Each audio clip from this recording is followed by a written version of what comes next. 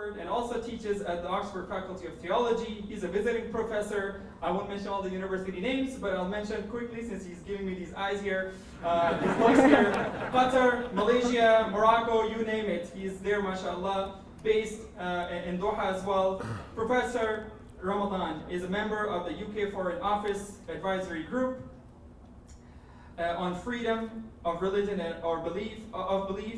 He was also elected by Time magazine in 2004 as one of the 100 most influential people in the world. And there's no doubt he is one of the most influential leaders of our times and one of the most intellectual, greatest thinkers of our times. I would like to invite Dr. Tariq Ramadan to come up here to address us for about 20 minutes, and then I'll introduce our great moderator for a Q&A session that is going to follow after that. Thank you very much, Dr. Ramadan. Can I speak from here?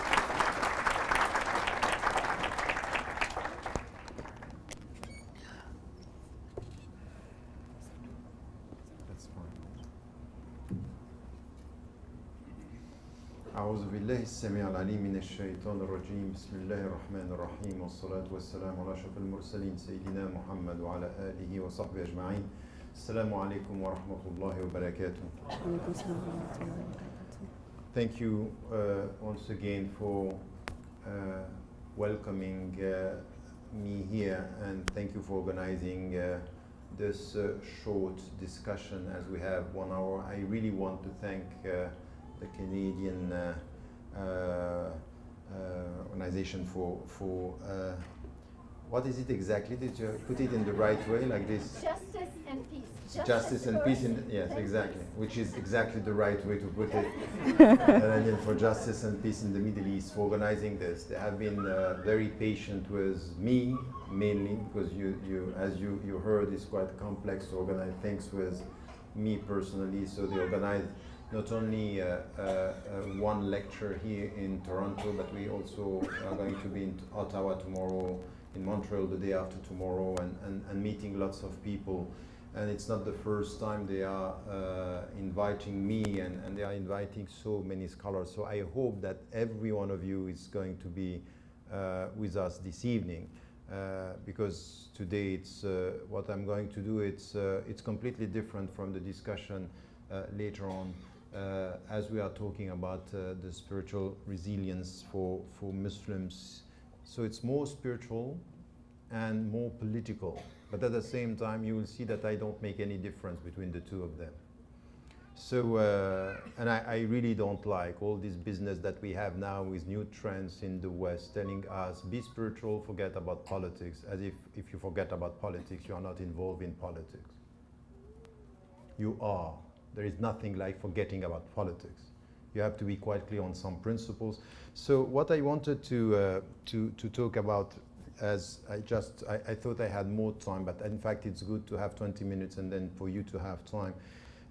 When it comes to our situation and your situation as Canadian Muslims, and you went through quite interesting time in this society here with the change, and alhamdulillah, what is happening, it's the way towards the better. While it's not ideal, you still have to be very aware that there are challenges ahead. As citizens, not as Muslims, as citizens, there are things. It's not enough to have a better domestic policy. It's very important to have a better overall and domestic and foreign policy at the same time that could be better. But for us, when we speak about Canadian Muslim and the way we can think about this nurturing spiritual resilience, I just wanted to say a few things here. As an introduction, I have been involved in, because what was said about, it's very, have to be very cautious when in Islamic setting we say about somebody that he's a philosopher. That for even when, and you see, he mentioned also the Time magazine, and Time magazine was saying one of the great innovators, and the Salafi Aywa Muqtada. We told you, be careful with this guy. So, and philosopher for some, it's kalam. Yeah, in Arabic kalam he speaks, but that's not serious. It's not Islamic studies. And that's true. I really assert the fact that I studied philosophy, but I studied also Islamic studies in a very traditional way, and I want both. I really think now that we have to reconcile ourselves with a sense of what in fact Shatibi did in fiqh, which is a philosophy of law that we need, a philosophy of knowledge, a philosophy of life that we need, which is not only to come with fiqh, which is the legal framework, but an understanding, a deep understanding of what we are talking about. And this is where I put, in fact, the spiritual dimension by saying what it's important for us, whatever is the discussion, in Canada or anywhere on earth, that the fundamentals for us should be clear. The world is complex, but let us start with clear fundamentals when it comes to what we mean by, you know, when you say La ilaha illallah, when you say the very essence of Islam, which is a tawheed, and then you say Muhammadun Rasulullah alayhi salatu, you say an axis which is a vertical one and a way which is where we are heading. And this has to be clear. The fundamentals should be clear. So this is the first F that I wanted to just remember, 3F. The first one is the fundamentals. Now, the fundamentals are giving us a way, which is the way is to follow the Prophet ﷺ and to know the fundamentals. And all this is based not only in an intellectual way of putting things, because what we find in the Quran is قُلْ إِن كُنْتُمْ تُحِبُّونَ اللَّهَ فَاتَّبِعُونِ يُحْبِبُكُمُ اللَّهُ. Meaning that the very essence of the tawheed is not to know it with your mind, is to feel it with your heart. It has to do with love. And then if out of love that we follow the Prophet ﷺ, and following the Prophet ﷺ, what is your goal? At the end, what is your goal? Because at the end, if you live in this country, the very essence of the spiritual question with Allah and with your own consciousness is, what am I doing here? What is my purpose? What is my goal? Who am I going to serve? Am I serving him out of love with justice? Or am I serving any other power out of utilitarian expectation, money, power? That's the deep question. This is the only true spiritual question that you have. Are you free with him, or are you imprisoned with anything which could be a shirk, which is shirk al-akbar or shirk al-khafi? So are you in a process of liberating yourself to come back to Allah and to come back to yourself? Because at the end, to come back to him is to come back to yourself. So the first is to have the fundamentals. The second is the legal framework, al-fiqh. And when I started thinking about us as Western Muslims, I was thinking we need to reform our fiqh, our Islamic law and jurisprudence. And by the way, fiqh is not jurisprudence only. It's law and jurisprudence. And the fundamentals are what we call a sharia, not the way it's translated by some Orientalists or some Muslims or some media or some intellectuals. Sharia is the path towards faithfulness. It's the path towards this driving water. It's the source, which is important. It's a path. So we are serious about the fundamentals. We know about the limits, the legal, but then what we also have to ask ourselves is the frame. And what I think it's sometimes missing for many of us is to get a clear picture of what are our fundamentals, what are the limits, and what is the destination. What do we want to achieve? And we have to start with this. This is the way you define your spiritual, religious, and philosophical identity, which is not the only one. Anyone in Canada who wants to define you as Muslim first and exclusively Muslim, you have to refuse this. You are, and the point is, first, you have to be very cautious with not accepting this reduction of your identity by saying, who are you first? I'm many things. I'm many things. And then the way I am with Allah is giving me a way also to be with my citizenship, my commitment to principles here. So this is also something which it's part of our self-definition. But I would say that the first challenge that you have in Canada is this very deep understanding of the way you define yourself, and you know the fundamentals, and you know the way. Now, what I said in the what I believe is also something which are the so these are this is the starting point of the story. And then the second thing is what I mention as prerequisites is, if you want to be committed as Muslims to your faith and as Canadian Muslims to your country, you have the 3 L's that are necessary. First, it's to abide by the law of the country, and no one now. You discuss with all the governments around the world or in the West, they're telling you, we don't have a problem with the great majority of the Muslims. They abide by the law. And you know that the law of the country. The second is to know the language. So that's very important. And now, second, third, and even for you in an immigrant country, by the way, you can see how things are working, because what you had with the last election, this instrumentalization of a niqab business just to get, is something that we knew for a long time in Europe. That's exactly the way. So we were not expecting something like this in an immigrant country like Canada. I say open to all this diversity, and you can see it could happen. And it's happening in the States, and it happened to you. Now you can understand that anything could be instrumentalized in political terms by people who have an agenda. He knew that he was going to lose the election and say, oh, that's it, I need to find something. And it worked for a while. And then, of course, it means that the power within the civil society was stronger than this instrumentalization. But it could be one victory, and be careful, you have to be aware that it's an ongoing process. It's going to come back by targeting, and you can see now what is happening in the country as Canadian Muslims, just to get this sense of reconciliation and resilience in spiritual terms. There are 3 reforms that are needed if we understand the fundamentals, if we understand the way, and if we understand what do we have, all the legal framework is for what. The first, whoever you are, it's already half of it. Okay, so that's fine, yes.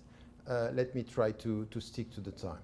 So when you listen to the Quran saying, Ya ayyuha alladhina amanu, O you who believe, it's a call. And what is clear is that every time you read the Quran, from what happened during the Meccan period and what happened into the Medinian period, is Allah is calling you. He's calling you to do what first? First, to acknowledge that He's the one, and straight after you acknowledge this, and this is where you can get it from the supplication coming from the Prophet ﷺ, is that in fact the first thing that happened to him when he was called, it's a conversion from the heart, changing your heart. The first thing that you have to do at the very moment you respond to the call is to start to reform yourself. To reform yourself. يا أيها الذين آمنوا استجيبوا لله وللرسول إذا دعاكم لما يحييكم وَاعْلَمُوا أَنَّ اللَّهَ يَحُولُ بَيْنَ الْمَرْءِ وَقَلْبِهِ. You have to respond to the call of Allah and to the call of the Prophet ﷺ, and know that Allah, the knowledge of God, Allah works between you and your heart. Meaning, you want to come to God, come back to yourself. And to come back to yourself, this is what we have today when we speak about the spiritual dimension of Islam.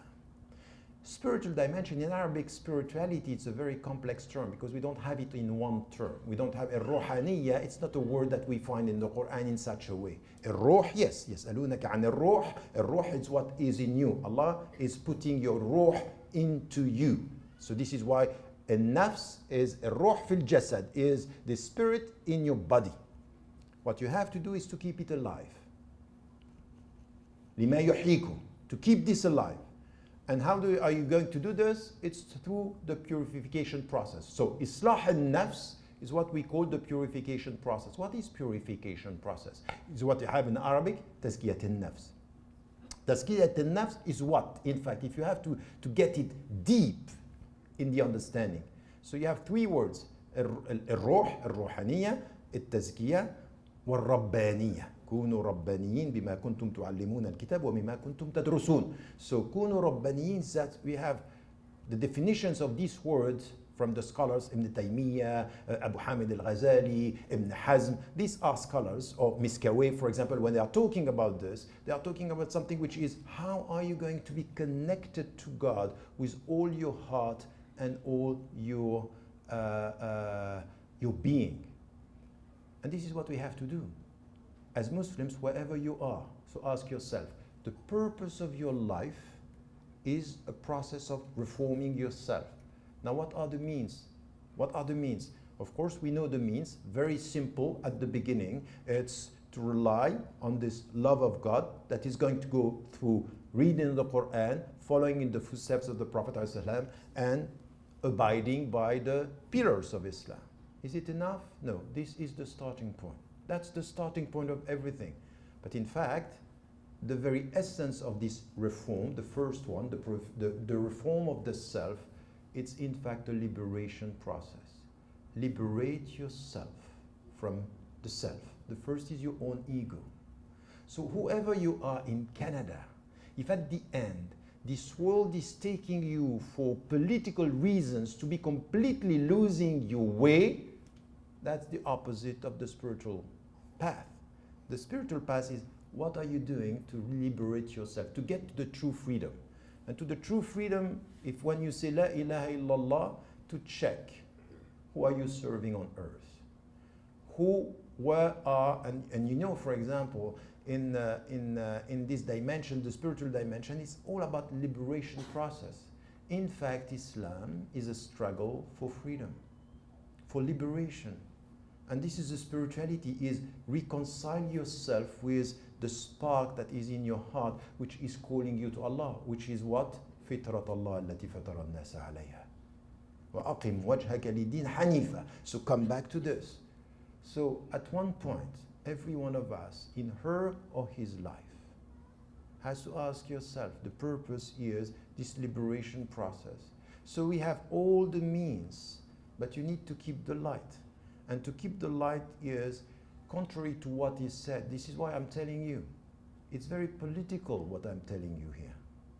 So when the Prophet ﷺ is coming back to Allah, Ya muqallib al-qulub, thabbit qulubana ala dinik. What does it mean? It says confirm. It's just to strengthen our path. Which is what? Help me to remove from my life anything which has to do with shirk. What is shirk? Only the idols? No, it's money, it's power.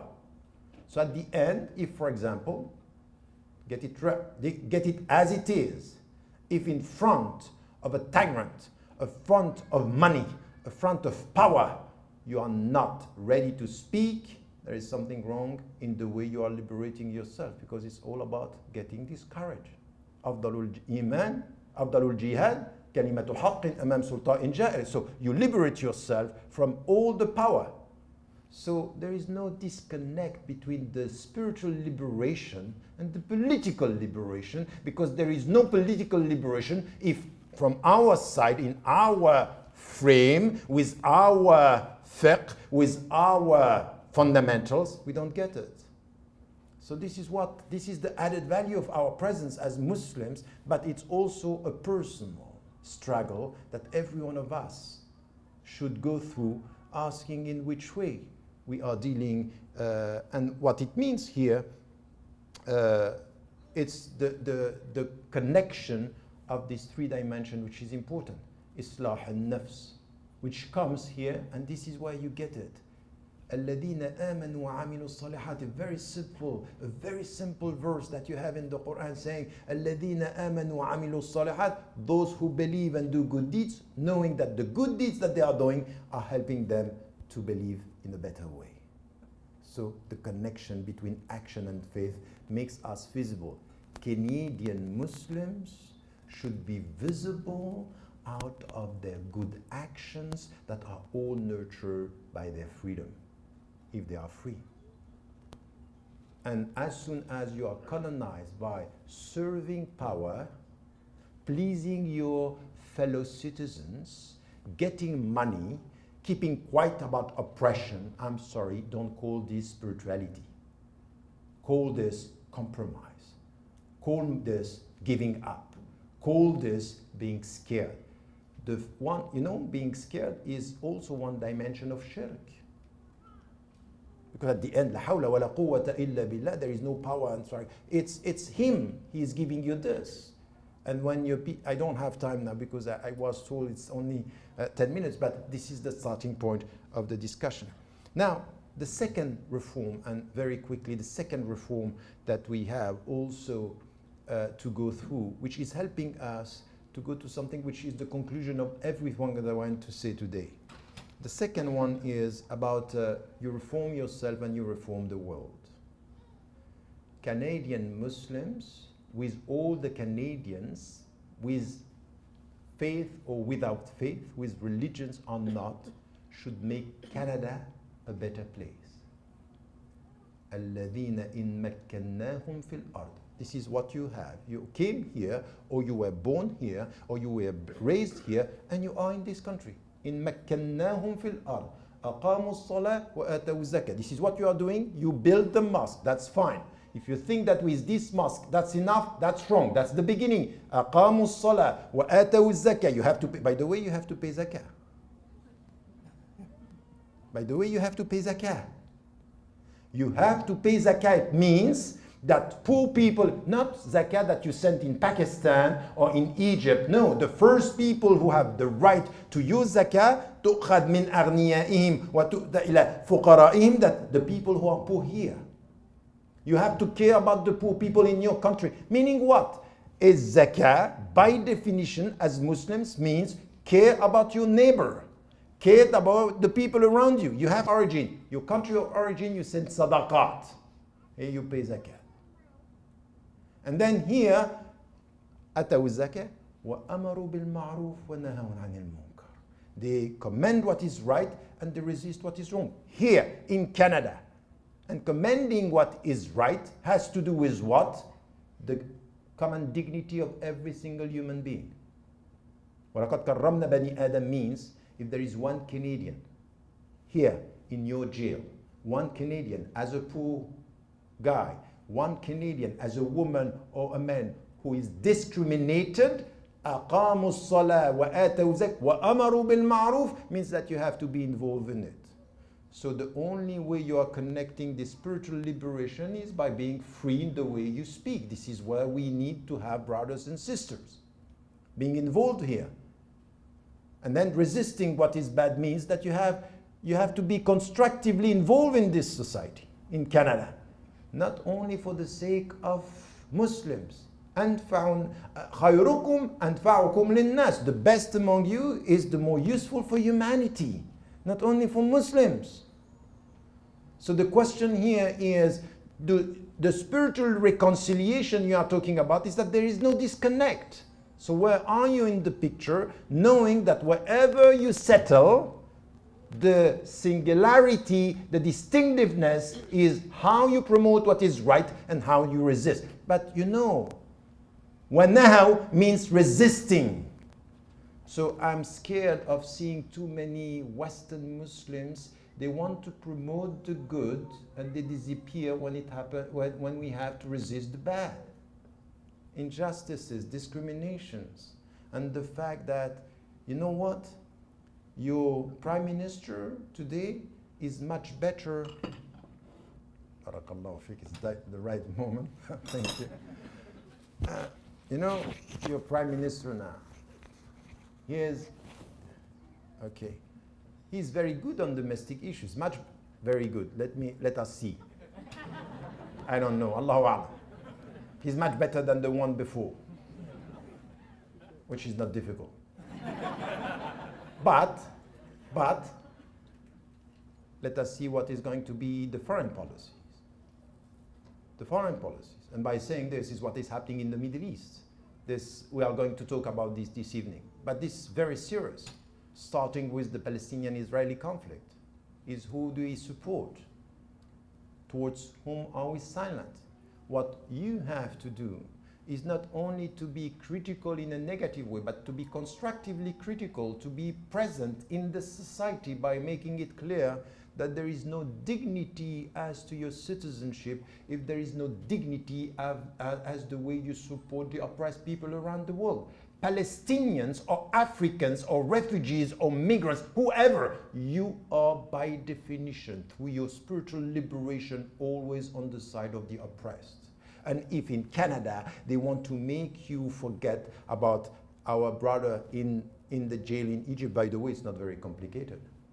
Egypt is not complicated. You have an oppressor, a dictator, who is putting his opponent in jail after a coup d'etat. That's the reality of it. And this guy is a despot, he's a corrupt, and we have to say it clearly, with no fear.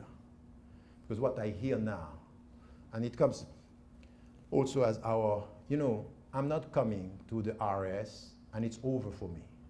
Because I am not going to accept by any scholar, and by the way, I question a scholar with his knowledge, using the knowledge to come and to tell us, I'm praying for the success of a dictator because it's adab al-ikhtilaf. No, you don't clap. You never clap. With me, it's a fatwa, you get that. That's my personal fatwa around the world. But be courageous with this, in a constructive way. Because when I heard, I'm sorry, some of my scholars that I respect so much, one saying to the army in Egypt, "Idrab bil malyan." That's unacceptable. And having one of our shuyukh that I respected and still respect as to his knowledge, but not as his political stand, being invited by the United Nations, saying to Biden and the United States of America, you know what? We go for peace and we forget about justice. We speak about the extremists and we forget about the despots. And then we try to get the solutions and we forget about the reasons. That's not going to work. This is not adab al-ikhtilaf. This is not adab al-ikhtilaf. This is not an Islamic opinion. This is a political stance that is forgetting the principles. Why am I saying this? Because at the end you will get what you deserve.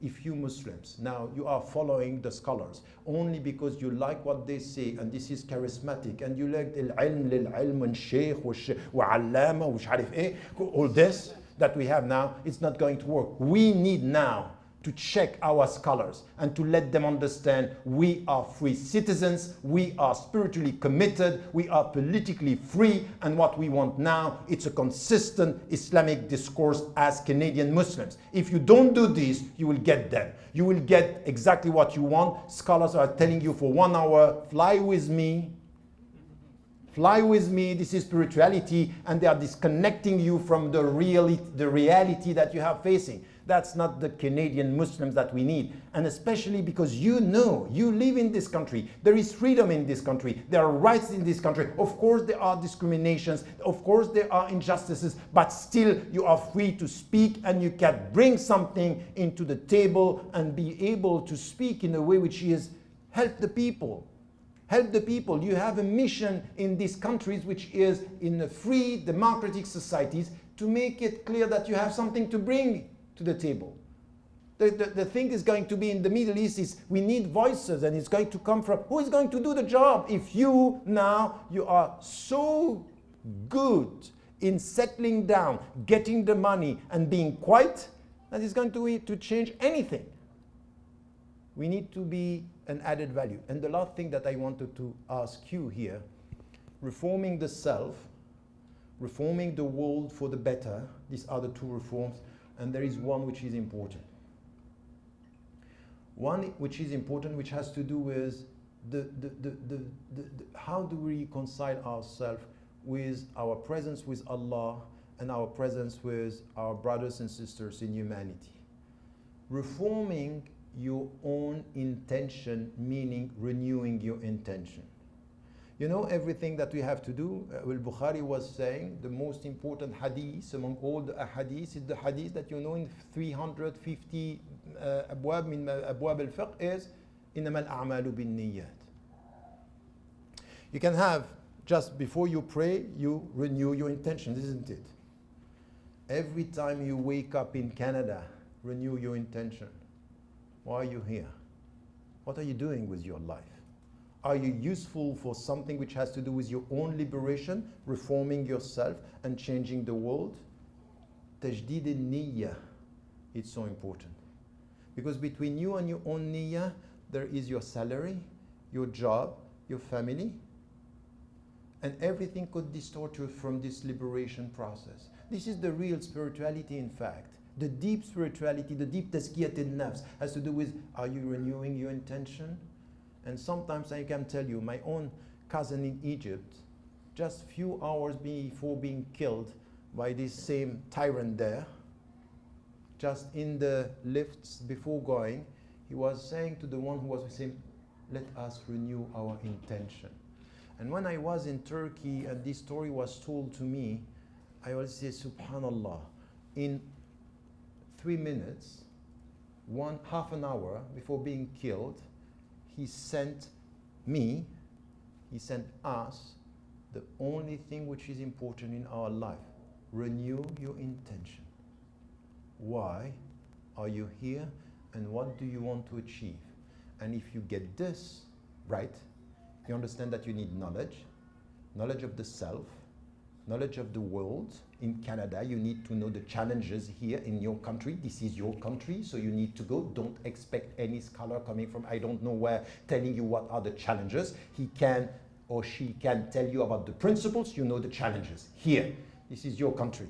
So you go and you renew your intention. And this is the only way you free yourself. This is the only way you come. You know, in this country, and this is my conclusion, to anybody who is saying peace, I say, I'm sorry, Islam is not a religion of peace. It's not. Islam is a religion calling for peace. And it means that there are struggles when you are confronting the tyrants and the despots and money and things. You have to stand up. You have to stand up. So it's calling for peace. But peace with the conditions. And this is why it's right to have justice before peace. And anyone, like the current despots and Netanyahu, who wants to speak about peace without speaking about justice, they are misleading all of us. Even with your own spiritual peace, salamat al-nafs means that you have to be just with yourself. And the first to say this is Adam alayhi salam wa Hawa. Allahumma zalamna anfusana. We have been unjust with our own self, so no peace. Peace means be just with your own self. Be just with your own self. Do what you have to do with your mind. Do what you have to do with your heart. Do what you have to do with your body. Do what you have to do with your time. Do what you have to do with your own self. It's a comprehensive thing. And then do exactly the same within your society.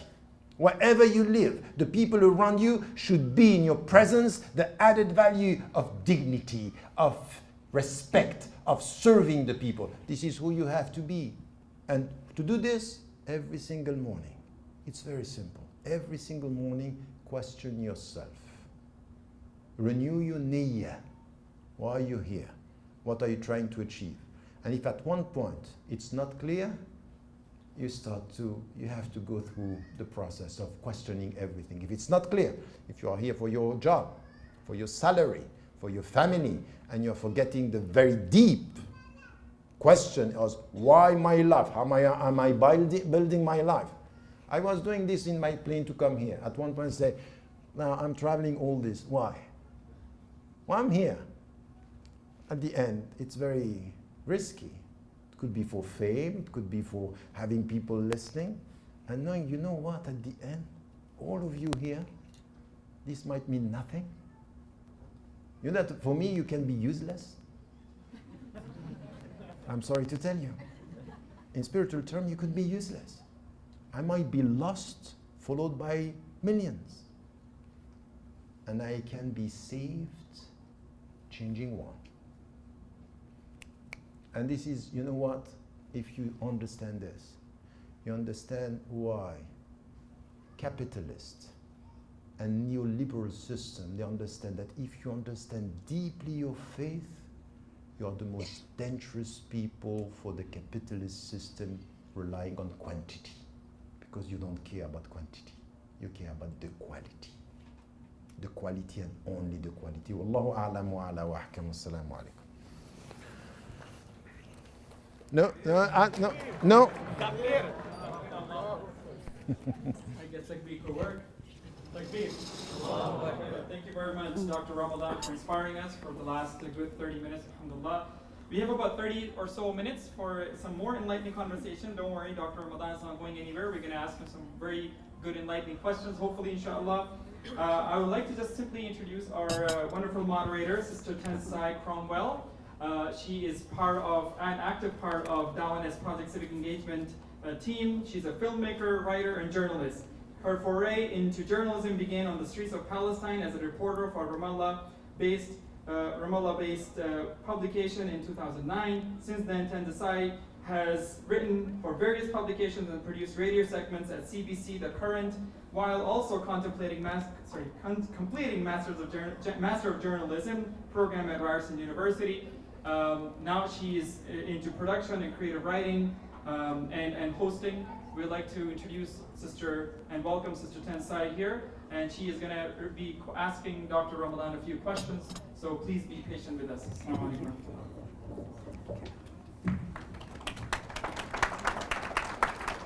Bismillah. Assalamu alaikum, Dr. Ramadan. It's such a pleasure to engage in this conversation about cultivating spiritual resilience. Many of the questions I have that you've already answered in your discussion, but maybe it's an opportunity for you to elaborate on them. My first question is about the public discourse surrounding Muslims and Islam is increasingly politicized. How do we reclaim Islam as a spiritual path while also meaningfully engaging with the politics that surround our faith? You talked about renewing our intentions. Could you elaborate on that? No, I think it's, yes. On a personal basis, on what we have to do with ourselves within the community, this is what I meant by renewing our intention. Now, I would say that it's politicized, and very often we are called to explain what Islam is not by having all the discussion about violence, extremism, and dogmatism and literalism that we have now. What is important, once again, it's for all of us to be able also not only to explain to our fellow citizens what Islam is, but for ourselves. And I think that there is here something which I would argue, and this is why I agree with the brothers and the sisters saying we need much more education and spiritual education by coming back to what I said is tazkiyat an-nafs and all this. But in order to make it less politicized, it doesn't mean to disconnect it from politics. It's to put politics at the right place. It's not to say it's not political. Because this is exactly what you have. I'm going to give you an example which is very, very worrying. We experienced this in the States in 2001, and we are now, it's coming back, it happened also in the UK, now it's in France. I'm just coming from France. I was in Paris yesterday. And then, for the first time, if you heard about Charlie Hebdo, they killed the people who were drawing the caricatures, and also a shop, a Jewish shop. So it was the perception that, oh, these were Muslims against our society and our values. What happened last week is they targeted everybody, Muslims, non-Muslims. So the sense was, oh, it's much more a national emotional reaction. We are all together. So it's less about Muslims, even though, of course, the discourse is about extremists. But it's as if the Muslims are within the national, and things. National emotional reaction, we come together. And then what you have is using this into bringing slowly the French Muslims into, oh, it's right for the presidents to go, we are going to show them, and we are going to kill people, and we are going to send people in Syria. They want us to stop. We are going even stronger. And then it's as if we are attracted out of this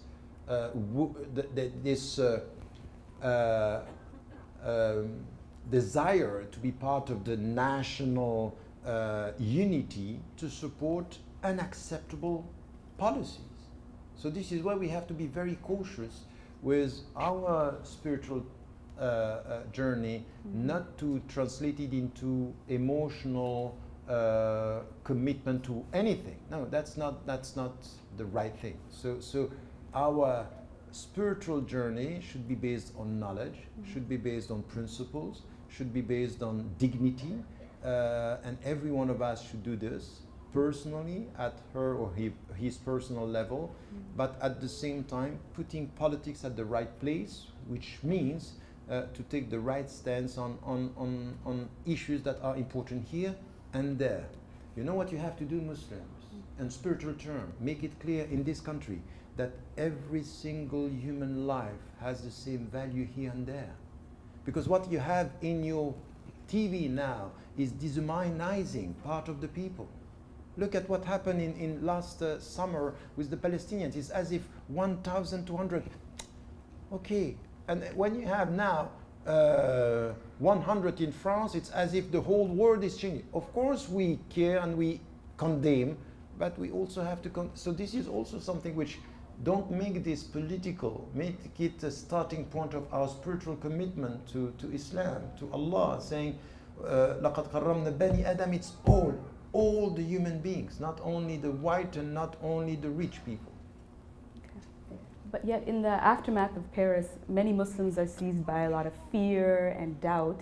How then, in the pursuit of the spiritual path, do we inspire religious confidence within our own community? So that's exactly the point. The confidence, it's really question, who do you want to please?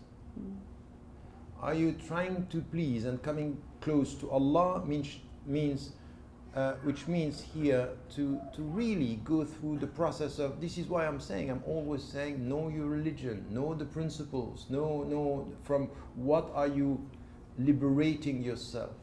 Because at the end, there is a great deal of fear. So from where comes your confidence?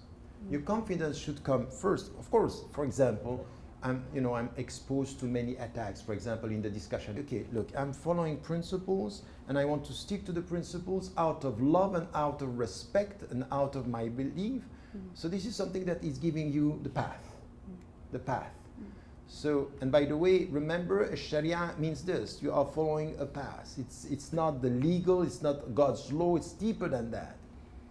But having said that now, you know that the people are going to spread around suspicion about your presence, suspicion about your principles. So how are you going to deal with this? It's your confidence should be with your principles, but not also based on the way you deal with people. And you are struggling against your own fears. We need a revolution of trust, but also trusting ourselves, trusting our principles, trusting that you have something to bring. And I'm not sure that many Muslims, they say it, but it should not be said, it should be felt, and it should be translated into action by the way we are. So for example, not being only instrumental, you know, this sense of peace that you can have in the mosque. What are you doing outside? How are you communicating with people?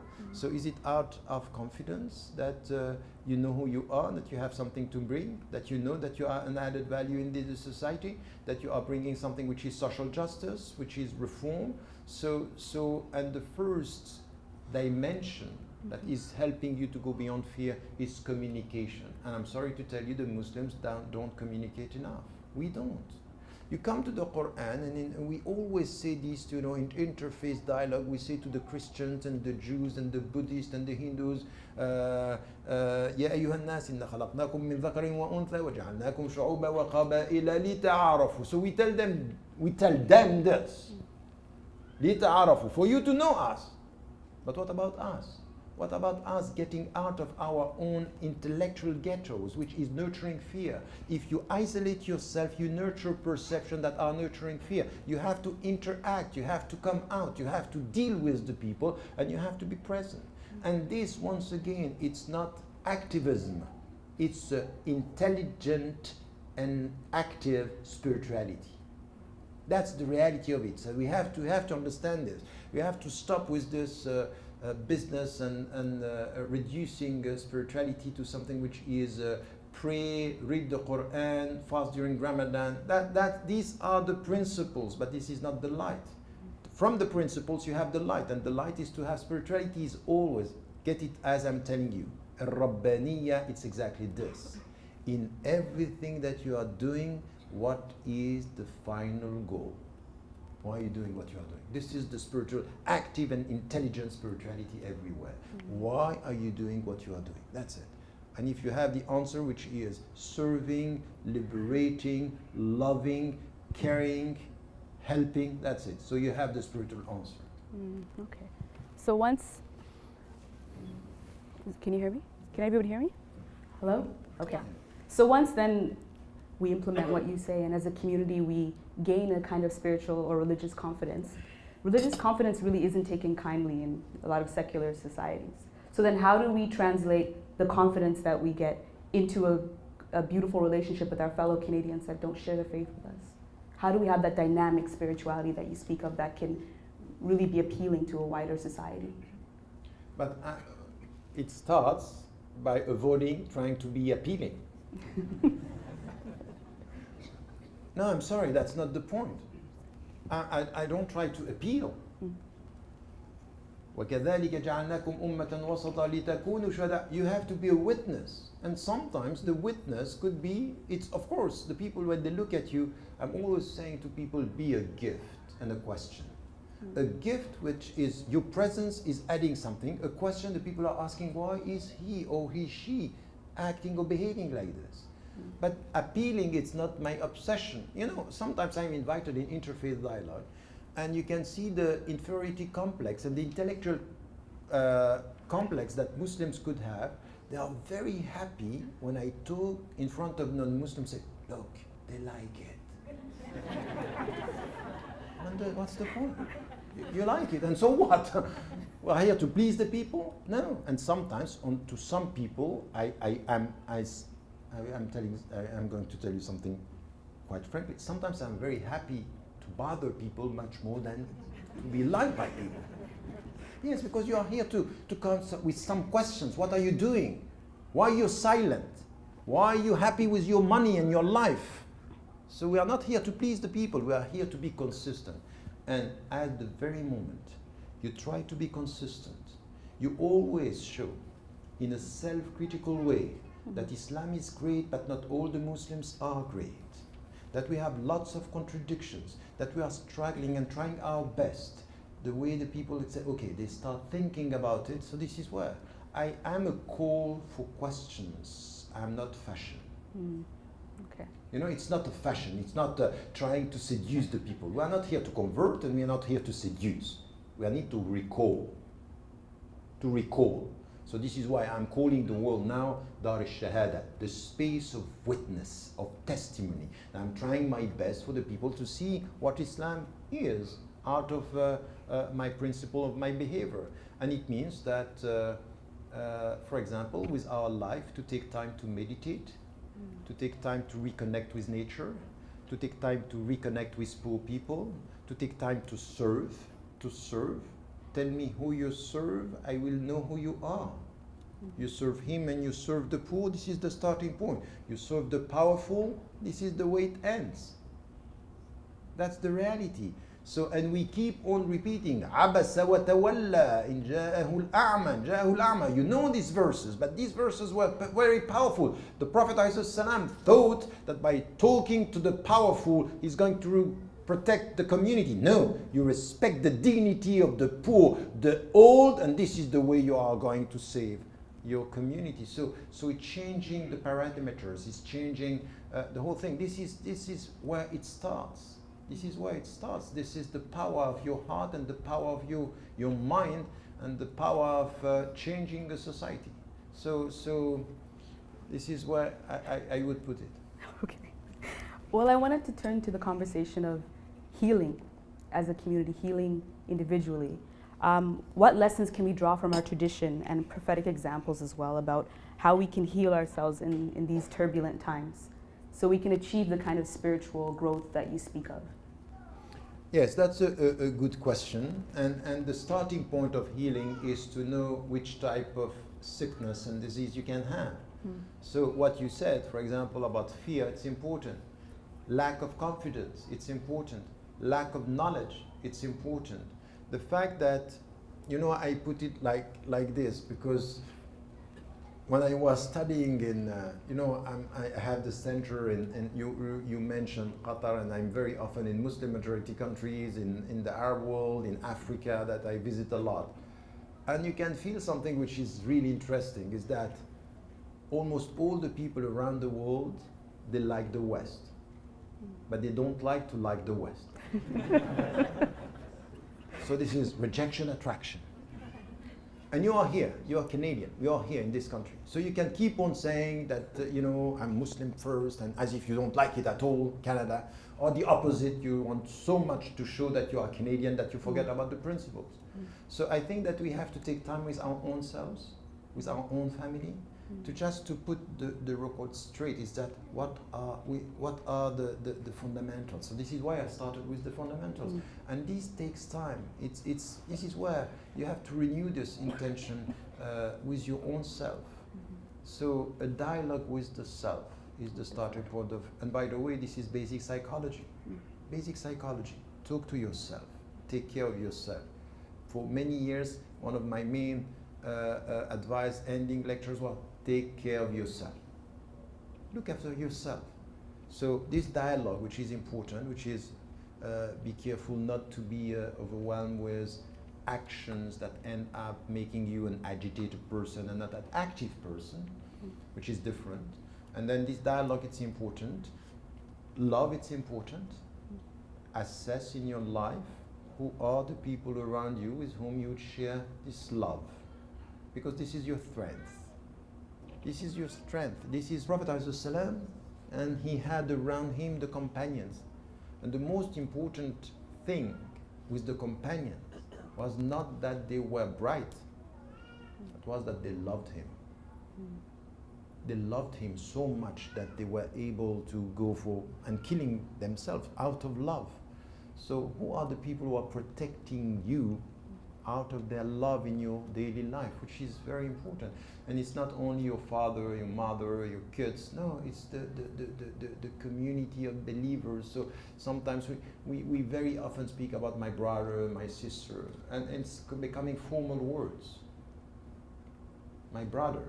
Do you understand what I mean? My brother. My brother. You are my brother in humanity. You are my brother in Islam. My sister. So these are not words like this. It's becoming formal. Even in the way we pray. We just think my prayer is going to be 25 times more valuable if I speak in the mosque. But that's not the number. It's the mosque. It's where you come as a community of faith, where there is something that should happen. I'm always saying this to Muslims. Sometimes you show much more love towards me coming once in this mosque that you show to your brothers and sisters that are here every day. There is something wrong. You care about who speaks, but not who is near to you. So there is a distortion, an optic illusion that we need to. So these are things which are very important in our life. Take time with your heart. Take time with your mind. Take time with your knowledge, take time with the beloved one, and then serve the people. And there is something which is a virtuous circle. The more it's just paradoxical, get it? The more you serve, the more you liberate. The more you serve, the more you liberate, which is in capitalistic term, nonsense. But in spiritual sense, in spiritual way, it's the only way forward. Serve and liberate. And the more, in the mystical tradition, in some, Al-Shaziliya and Abdul Qadir al-Jalani, when they were coming, say, I want to follow you, my master. I want you to be my master. Say, okay, you want to be my master? Okay, now for 2 years you go to serve the poor people, and you come back to me. Go to serve, to deal with your nafs, and then I will come with your liberation. But first you deal with your nafs. First you deal with your heart.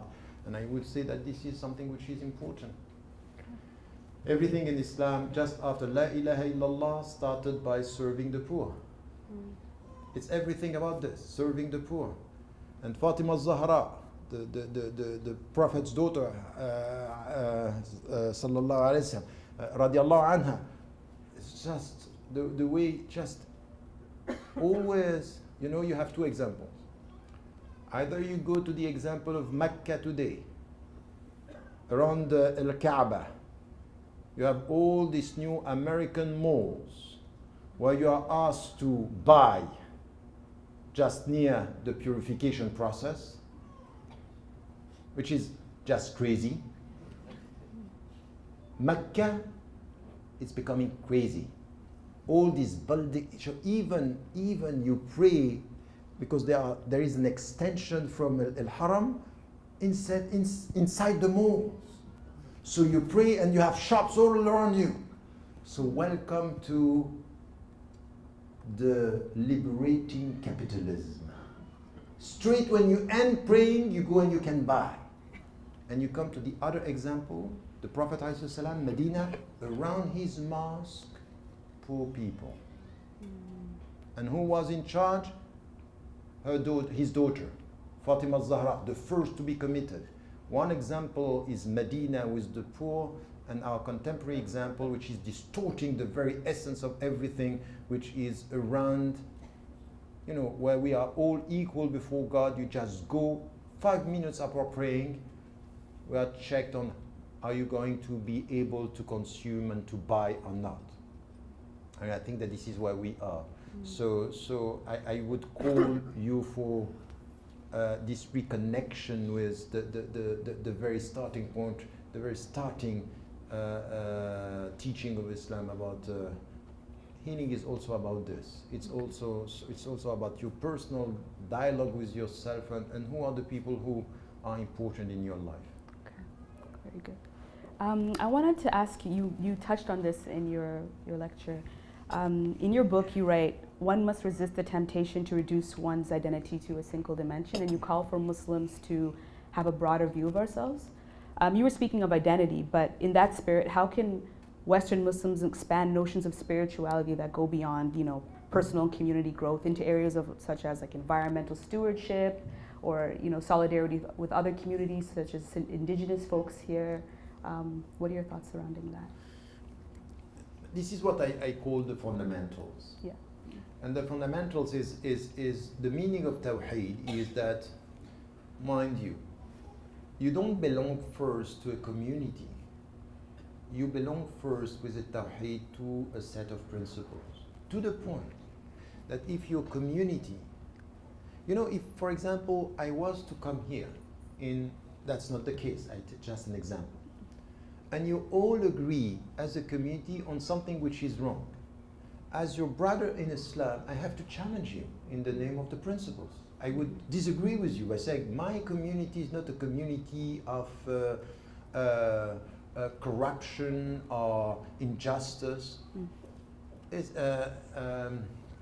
انصر أخاك ظالما أو مظلوما. We know this, that you have to help your brother or sister when he is right and wrong, and the way to help him or her when he is wrong is to stop him or her from doing wrong.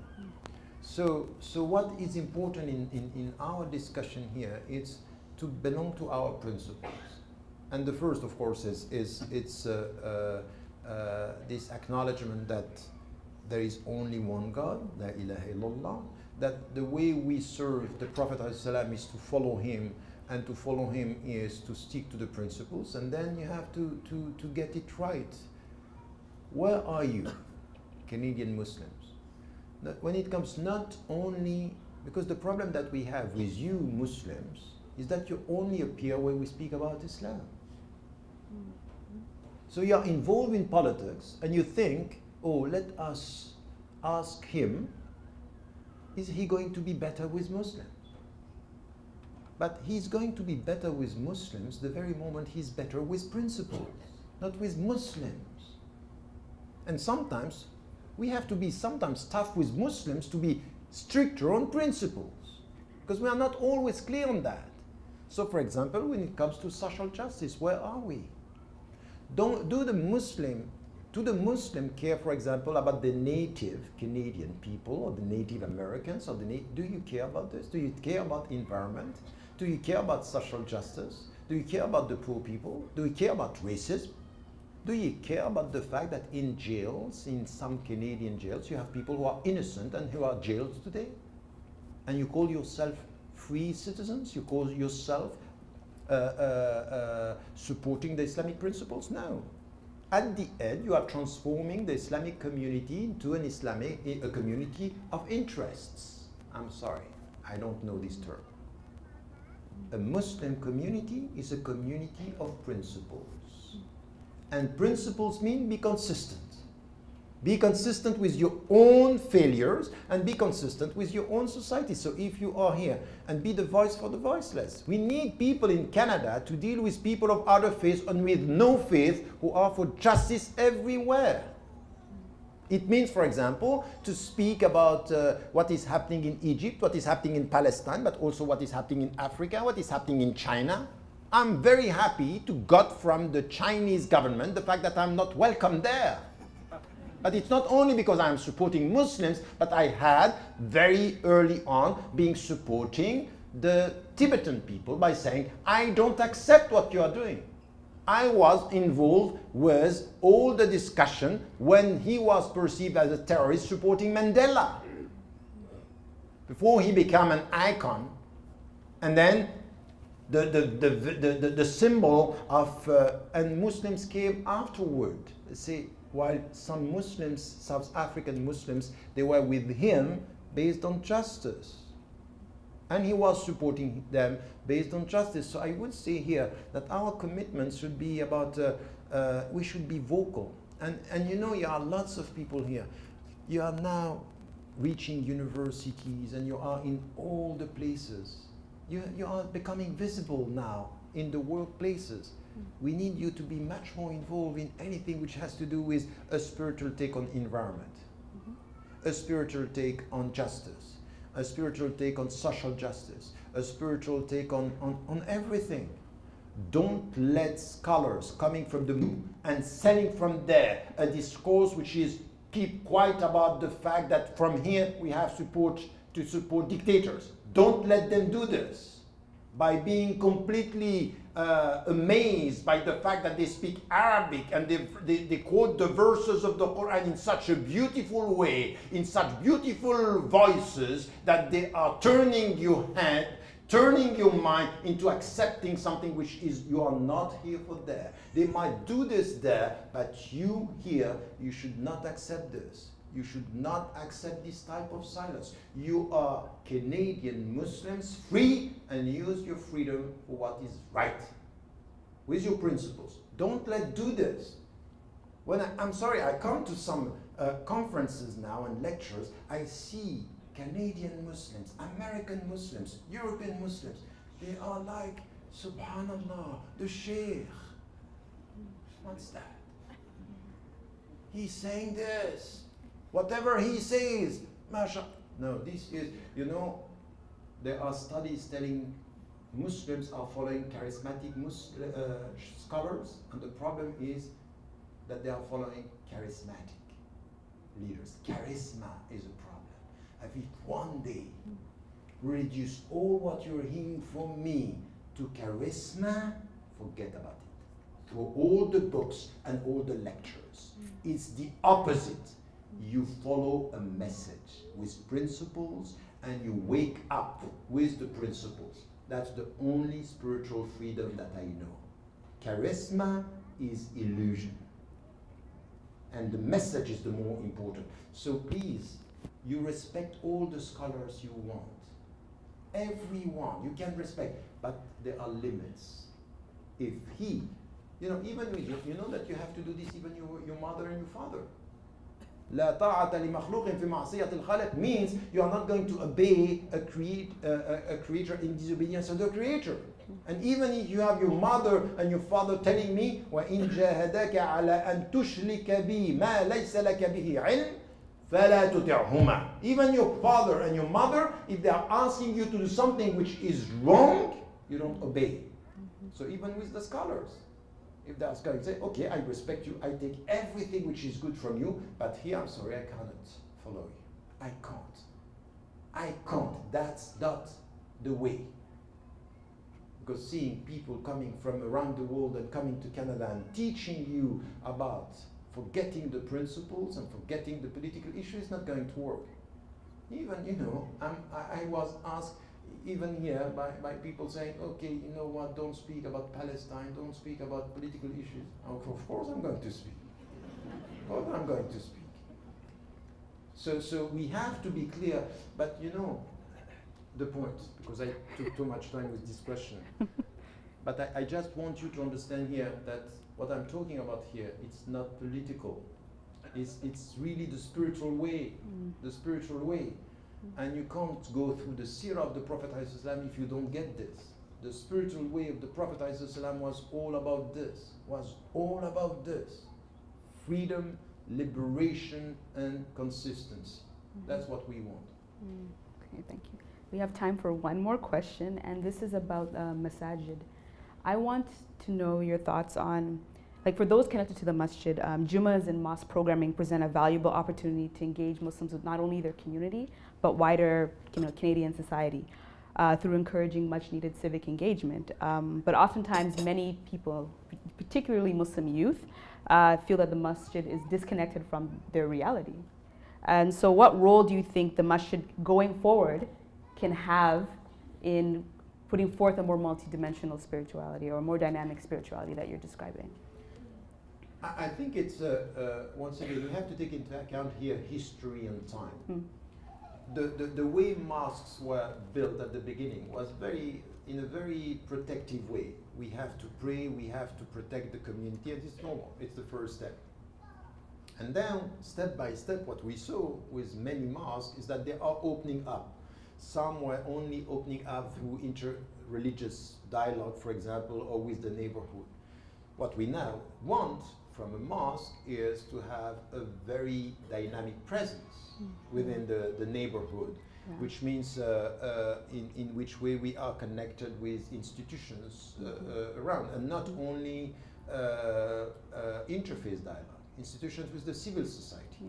So this is where, for example, the first step, what we had in Europe as well as in the States and even here in Canada, we had people creating this organization between the street and the mosque, which are dealing with education, dealing with social issues. And this is why they were very instrumental. I have lots of young organization of young Muslims that are working between the street and the mosque. The next step is try to reconnect this, to try to reconnect, and it depends, to tell you the truth, on the leaders within the mosque. Some are getting it right straight away. They understand exactly the role of the mosque. Some are so scared that they say, okay, you know what, the mosque is only about praying and teaching Arabic and teaching religion. There is this. So I would say it depends on the people, and it depends on the neighborhood, and it depends on the challenges. But this is where we need to have young brothers and sisters being much more involved within the mosque. We need much more sisters being involved, but it's becoming now more and more because they are involved. And then if it's not possible to do it within the mosque, there is nothing preventing young brothers and sisters to set organizations in between, to working, and what we can do in the mosque we do, what we can't we do outside. And sometimes it's good to have many organizations with different objectives that are not in contradiction but complementing each other. So this is also something which is a strategy. We have to specialize and to professionalize. Don't expect from the mosque to get everything there, because this is not the space. But you need to have people who are more professional to do something here, to do something in, for example, don't expect from a mosque to be very much involved in arts, for example. But this is what we need. We need now to have something which has to do with entertainment and culture and everything like this. So it's not going to come from the mosque. So I would say don't expect everything to come from the mosque, and at the end it's not going to be very professional. At the level of what is needed today, we need to have professionals working in the field of social commitment, artistic development, even movies and things like this. So I think that it's better to think about a comprehensive way of doing things with a complementary organizations or a commitment to some of the issues, and the mosque could be also space where we are coming back as a center. But Like it part kind of the landscape of the it's larger, part, yeah. exactly, Okay. part of the landscape, and it's, but still it could be also the center. Right. I would say add how many organizations you want, but Mhm. these don't disconnect the organizations from the mosque. Right. The mosques remain a place where something important is at stake as a spiritual center as well. I see. Okay. Thank you so much, Dr. Ramadan. That's all the time we have here today. Thank you. Thanks.